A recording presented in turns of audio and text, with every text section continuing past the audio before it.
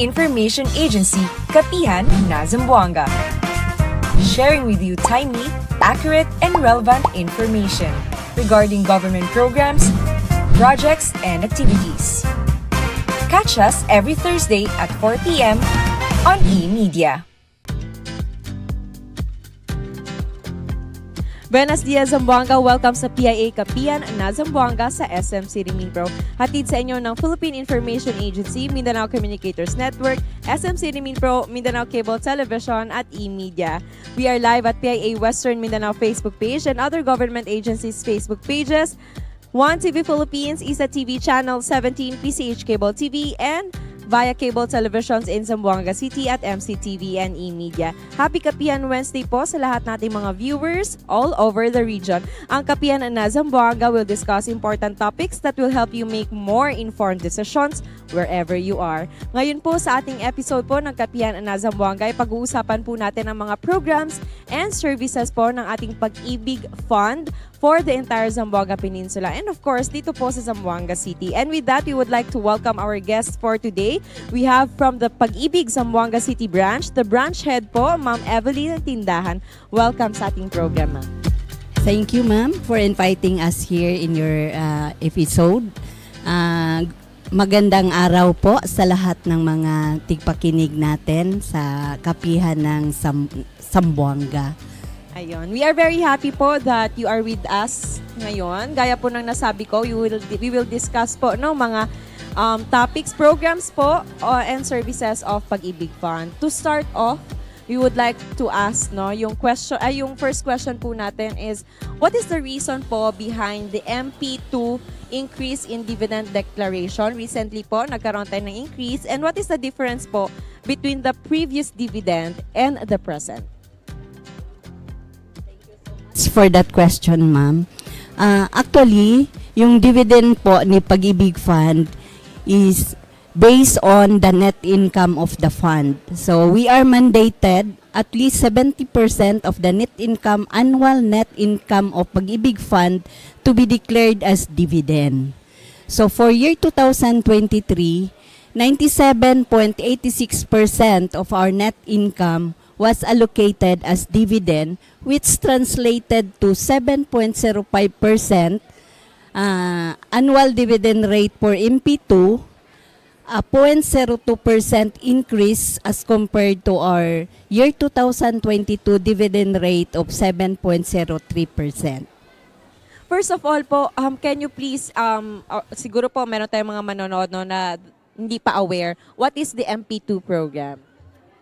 Itong MP2 program or Modified Pag-ibig 2, ito po ay voluntary savings na member. So, open for all active Pag-ibig members or to retirees or pensioner who have been a Pag-ibig member for 2 years.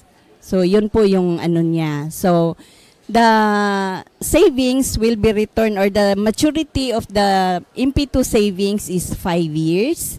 They can opt for yearly dividend payout or they can opt for a cumulative payout for 5 years.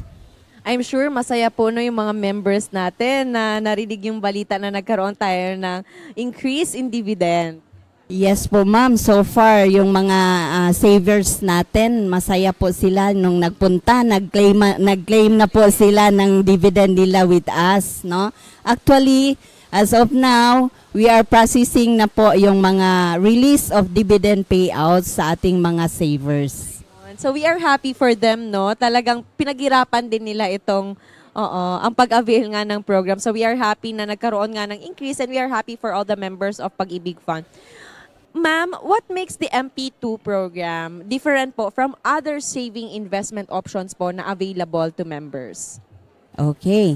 Ang advantage po dito sa ating MP2 savings program, ito po ay nag-earned or it will yield a higher dividend rate compared to our regular Pag-ibig savings, no? So yun po yung benefits niya. At saka yung earned dividend po ay tax-free. So tax-free po yung ano natin, dividend earned ni member. Naku, sayang po, hindi ako naka-avail ng MP2 natin. Hindi na pa naman huli, ma'am. So, pwede kayong, may dala kaming forms ngayon. So, pwede tayong mag-enroll for our Pag-ibig 2. Ma'am, who are qualified po to avail the program? Like you mentioned.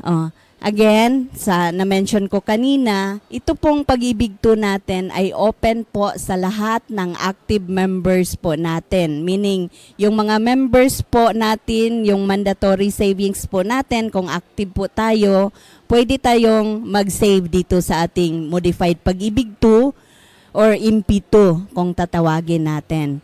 At saka po, open po sa lahat ng mga retirees or pensioner na nagiging member po natin before for at least 2 years. Okay. Ma'am, to encourage no yung ating mga Pag-ibig fund members, what are the benefits po of enrolling in this program, and both in terms of savings and in terms of growth and members' privileges? Dito po sa MP2, ma'am, yung makukuha po ng members is yung high dividend earnings. So, ito lang po siya, no? Regarding loans, hindi po kasama sa computation natin yung MP2. So, yung sa loans po natin, yung tinatawag nating MPL or multipurpose loan, nakabase lang po doon sa regular Pag-ibig savings natin. So, this means that yung MP2 po natin is purely a savings program for our members. Okay, so yun nga po, i-clarify natin na in simpler term, saving siya, parang naging bangko natin, no, na nagse-save tayo ng earnings natin through Pag-ibig. Yes po, ma'am. So, ganun po siya. And then, nagkakaroon nga tayo ng dividend, no, ng increase. So, meron mga advantage. Ito yung mga privileges like what we mentioned. Yes po, ma'am. Ma'am, I'm sure isa lang yan sa mga program po no ng Pag-ibig Fund. We also have other programs. Kilala po tayo sa mga loan programs natin. And meron po tayong bagong in-offer ngayon dito po, especially in Zamboanga City, since we are under state of calamity. So we also offer now our calamity loan. So what is this all about po? And what are the qualifications po to avail the said loan? Okay. So, ito pong calamity loan is a loan program extended to assist our members who are residing in an area declared as a calamity-stricken area. For example, for now, Zamboanga City is declared under state of calamity because of drought. So, Pag-ibig Fund are now accepting application for this purpose, no? The requirements po natin is dapat po active member po si member na may 2 years savings na po kay Pag-ibig Fund. So, yun po yung basic requirements po natin. If ever po may existing MPL na po si member, pwede silang makapag-avail ng calamity loan provided po yung existing loan po natin is updated. Pati yung if sa member po may existing housing loan, yung requirements lang po natin is dapat updated po yung existing loan po natin. No? Then ito pong calamity loan natin, mas advantageous po siya, pero hindi tayo nag-pray na may calamity. Pero yung sinabi kong advantageous kasi yung interest rate niya is much lower. At 5.95% per annum po yung interest rate natin. So compared to our regular multipurpose loan which is 10.5%. So yun po yung difference. The long term, the same po yung dalawa na may pwedeng mag-opt sa member ng 2 years at pwede ding magpili sa member ng 3 years, no? So para hindi sila mabikatan sa kanilang amortization. So that's the maximum number of years po, 3 years. Yes po. 36 months. Yes po, ma'am, sa ating tinatawag nating short-term loan, either calamity or multipurpose loan po. Do we have up to how much po yung pwedeng ma-loan ng isang member? Okay. Yung pwede po ma-avail ni member is an aggregate, no? Meaning aggregate 80% of their savings or total accumulated value. Pag sabihin nating total accumulated value, ito na po yung employee share, employer share, at saka yung add-on dividend per year sa ating mga members. So, doon po, total ng tatlo, 80% lang po yung aggregate na pwede nilang ma-avail. Meaning, pag may existing loan, MPL na po sa member, yung difference na lang po ng 80% yung mag-grant natin sa calamity loan.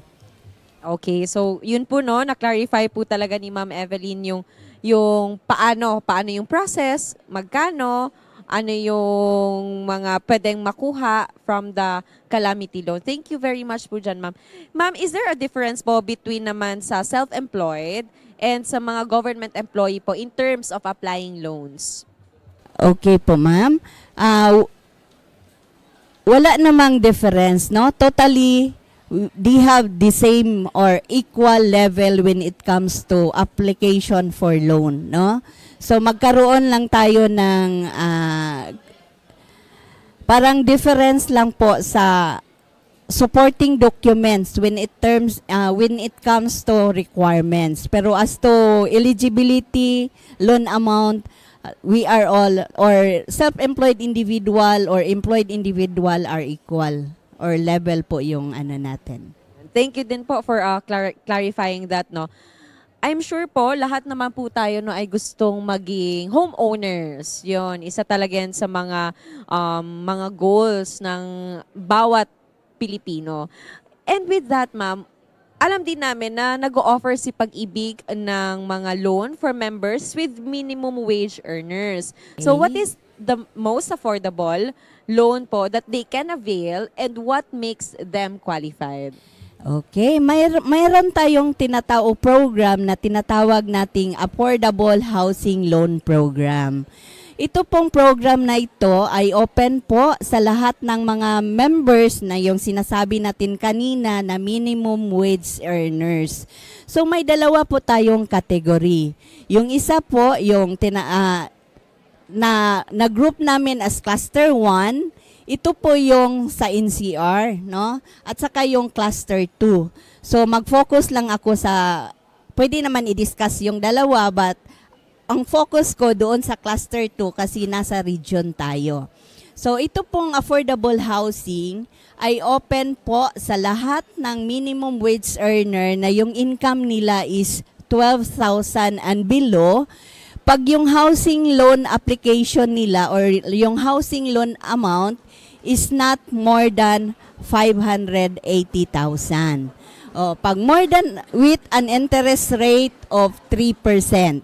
So kaya po tinatawag po natin na affordable housing because yung interest rate natin is an special subsidized rate para po sa ating mga minimum wage earner.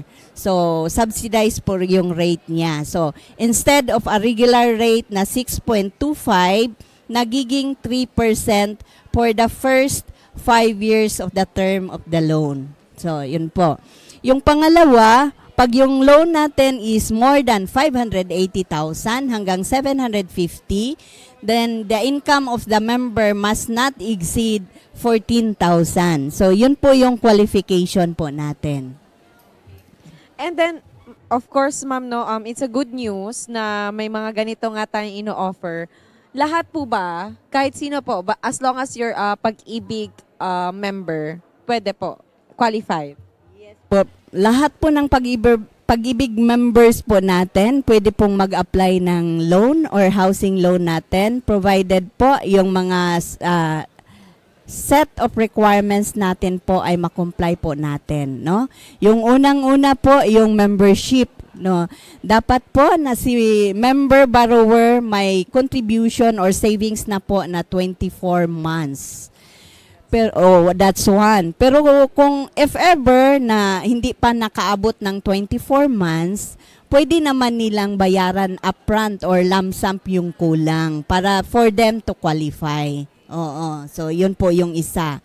So yung pangalawa po regarding sa property po natin, dapat po yung property na bibilhin natin or i-finance ni Pag-ibig, yung classification po is residential. So dapat titulado, residential ang classification. So yun po yung mga basic natin. Tapos pasok sila sa capacity to pay natin for the evaluation. So since nasa minimum wage earner po sila, so pasok sila doon sa minensyon natin na loan value kanina na 580,000. So far po ma'am, mga how many weeks, months yung processing of a housing loan? Okay, para sa kaalaman ng lahat, no, para yung sabi natin na happy flow, ibig sabihin na upon submission of the application, kompleto na po, walang mga discrepancy po sa mga requirements. We have only 20 working days for the processing for the approval of the loan, no? So, hanggang approval lang muna, then it's up for the member borrower kung paano sila mabilis mag-comply sa next requirements para po sa release ng proceeds.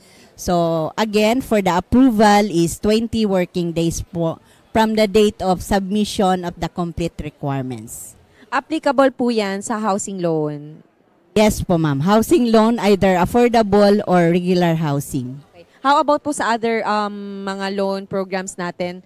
Mas shorter po ba ang processing time? Okay, doon sa yung na-mention natin kanina na short-term loan, na kasama dito yung multipurpose loan at saka calamity loan, yung processing time po natin is only 3 working days. Yun lang po yung ano natin. Basta sabi ko kung happy flow meaning complete at walang discrepancy po yung application nila ng member. Opo. How about po yung sa mga requirements naman? Hindi naman po ba mas mahirap or mas pinadali po ba natin yung mga requirements natin this time? Sa multipurpose loan or calamity loan, ma'am, mas madali lang pong compliance natin or mga requirements. Unang-una po, mag-fill up lang po si member ng application form. Tapos kung si employer nag-certify sa net take home pay doon sa likod ng forms natin. So, ang additional requirements lang po is 1 valid ID at saka photocopy ng kanilang cash card or loyalty card plus. So, ito lang po yung requirements natin. So, mas madali lang po sila mag-comply. Konti lang naman po pala yung ating requirements. And then, mas mabilis rin po within 20 working days. And like sa mga short-term loans po natin, meron tayong 3 days lang for the processing. So, that's good news po, no? Ma'am, how about naman po yung ating mga overseas workers? I'm sure marami tayong mga members ng Pag-ibig na working abroad. Paano po nila makakasecure? Kasi isa po sa mga requirements natin is to have the loyalty card. So, paano po sila makakasecure? And yung availment din nila ng ating mga services? Okay. Si overseas worker po, yung regarding po pagkuha nila ng loyalty card plus, so wala tayong facility doon sa sa abroad, no? Pwede lang silang makakuha sa loyalty card plus natin pag uuwi na sila ng Pilipinas. So, magpunta lang sila sa mga malapit na Pag-ibig branches, doon po sila mag-apply for their loyalty card plus. Pero kahit po wala silang loyalty card plus, ma'am, pwede lang silang mag-avail sa mga services po natin, no? Kasi may mga programs na tayo or facility wherein si member po pwede nang kahit nasa ibang bansa po, pwede lang nilang ma-search yung savings or records nila with Pag-ibig Fund through our virtual Pag-ibig. So, yun po yung isa sa natin, mga bagong programs o innovation ni Pag-ibig Fund. So, pwede lang sila doon. So, kahit hindi pa member, sa virtual Pag-ibig, pwede silang mag-enroll or mag-enroll to get their tinatawag nating MID or membership ID. With that being mentioned, ma'am, kasi tatanungin ko po sana kung ano yung mga innovations natin, mga programs natin to be able to engage or to reach our clients.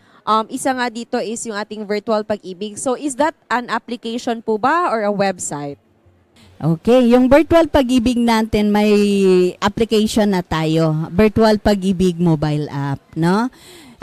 Ang gagawin lang po ng member is mag-create lang po sila ng kanilang sariling account para po yung premium services natin tulad ng pag-verify ng records natin, pag-verify ng payments, pagtingin kung may pumapasok na ba yung dividend ko for this year, so makita nila sa virtual pag-ibig account nila.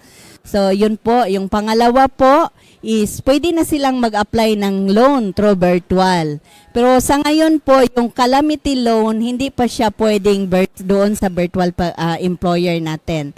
Pwede lang po doon sa website natin, no? Pwede silang mag-apply online, but still, they need to comply the requirements at saka po yung ID at saka yung additional requirements for our online application ng loan is yung mag-selfie po sa member na nakahawak yung dalawang ID niyan, yung ID at saka loyalty card plus to prove na siya talaga yung nag-apply ng loan. So, yun po yung requirements natin.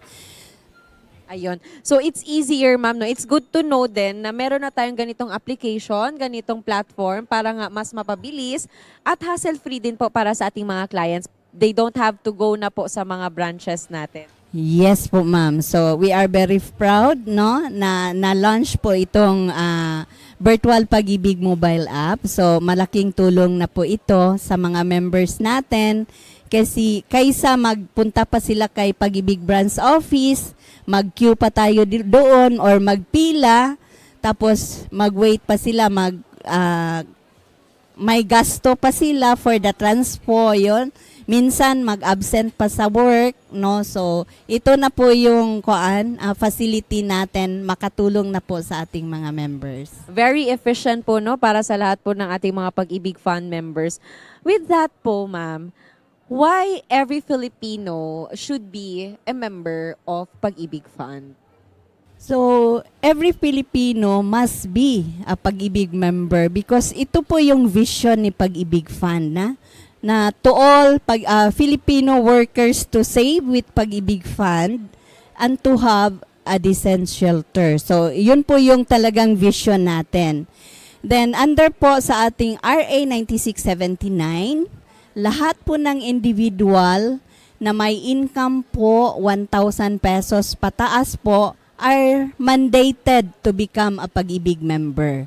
So, aside from that, para po maka-avail sila ng benepisyo. Ito talaga yung pinaka-importante na maka-avail sila sa benepisyo nating savings with higher dividend rate, maka-avail po sila sa ating mga housing loans, especially doon sa housing para magkaroon tayo ng shelter kasi yun talaga yung dream natin na may bahay po, sariling bahay po tayo. At saka po ma'am, pag may loyalty card na po si member, may at most 400 partner establishment po tayo na nagbibigay po ng mga discount po kung may loyalty cards tayo. So over and above their benefits as Pag-ibig member, so itong mga partner establishment natin nagbigay din ng diskwento para sa kanila. That's very, ma'am, no? Good news po talaga na marinig yan. And gaya po ng sabi natin, or gaya ng sabi po ni Ma'am Evelyn is that every Filipino must be a member of Pag-ibig Fund, especially if you're earning, no? Kasi sayang po, yung ating mga earning, we can, siguro makasave pa tayo, no? We have savings for that para ma-avail natin yung mga benefits and yung mga programs po ng Pag-ibig Fund. Sayang naman po, no? Especially po ngayon yung MP2 program natin. So, pwedeng-pwede po silang makapag-save at maka-avail once you are a member of Pag-ibig. Ma'am, do you have any message po sa lahat po ng ating mga viewers, even sa ating mga Pag-ibig members or lalong-lalo na po sa mga hindi pa po members ng Pag-ibig? Okay, sa lahat po ng mga Pag-ibig members at saka sa hindi pa Pag-ibig members, we encourage you, no, na tuloy magiging member po tayo. At saka yung mga members po natin, especially yung mga other working groups kasi hindi sila employed, we encourage them na tuloy-tuloy po yung pagbabayad or pag-save nila with Pag-ibig Fund para tuloy-tuloy din yung mga benepisyo na pwedeng maibigay ni Pag-ibig sa kanila. No, yun po. So, thank you. Then, kasama ko ngayon yung area head namin, no? Yung area head namin, bago lang po siya na assign sa operation, si Ma'am Bena Felcong. Good afternoon. Good day, ma'am. Kasama ko din yung marketing in charge natin na si AJ Bisaga. So, kung may mga concerns po tayo, pwede lang po tumawag sa number po natin sa Pag-ibig, no? Yung bagong office pala natin, ma'am, no? Gusto ko lang ipaalam sa mga members natin at saka yung gustong magiging Pag-ibig members na yung Pag-ibig office po, Zamboanga branch ay lumipat na po doon sa 3rd floor, El Arcada, doon sa may Tituan Highway, no? So nandoon na po, kasama po yung housing department natin or housing business center. So nandoon na po kasama namin sa El Arcada building. With that, thank you very much po again, Ma'am Evelyn. Again po, no, gusto nating i-emphasize na yung office po ng Pag-ibig Fund for Zamboanga City Branch is now located at El Arcada, Tetuan Highway Branch. Doon na po, 3rd floor. And then for those who are interested po or sa ating mga miyembro, doon na po ang bagong opisina. And of course, for those who are interested din to apply for loan, to apply for Pag-ibig membership, they can visit the Pag-ibig mobile or Pag-ibig virtual app po. Okay? And with that, maraming salamat po muli. Thank you for inviting us here, no? Malaking tulong po para kay Pag-ibig Fund yung magiging guest po kami dito para mapaabot po namin yung mga programa at benefits po natin. Thank you very much po.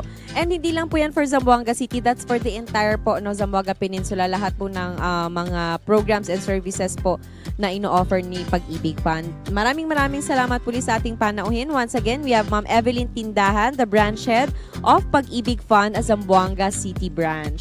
Thank you very much po and maraming salamat po sa lahat nating mga viewers. Sana po marami tayong nakuhang impormasyon, no? Lalong-lalo na po patungkol sa mga programa ng Pag-ibig Fund. And kapag may mga katanungan po kayo, don't hesitate po to ask or to call the office of Pag-ibig Fund here in Zamboanga City.